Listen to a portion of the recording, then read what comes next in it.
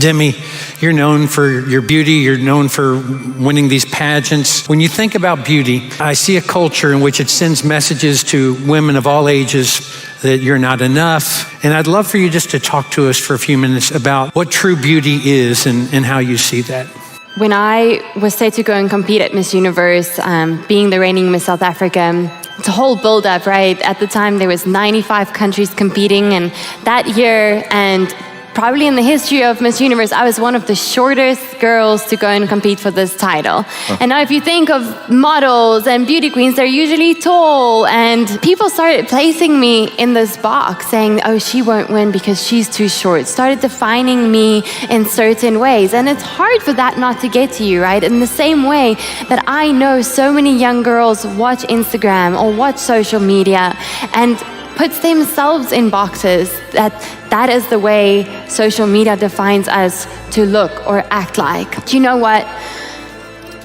As a Christian, I've had to go back and define self-love, self-worth, self-image to myself.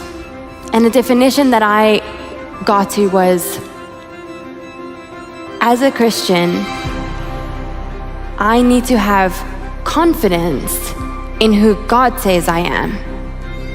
Not self-confidence, but God confidence. That's good. And you know, in Psalm 139 says that we are fearfully and wonderfully made, knit together in our mother's womb. And I love that word knit because it takes me back to remembering how my grandmother used to knit me little jerseys. We call them jerseys. What do you guys call them? Sweaters. Sweaters. And she would make the most beautiful... Countercultural. She would make the most beautiful patterns. And one time she made me like a little panda bear.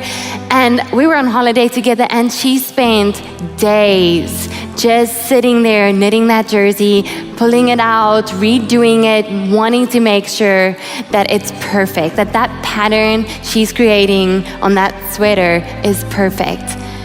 You know, it makes me realize when I read Psalm 139 verse 13 that God knit us in our mother's womb, that He had a precise plan for our life, that He created us in love, by love, and for love.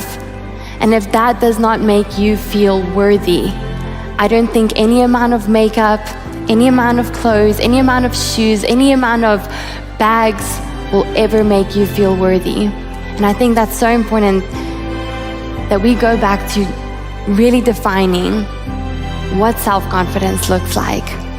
That we need to remove the word self and replace it with God and make it God confidence.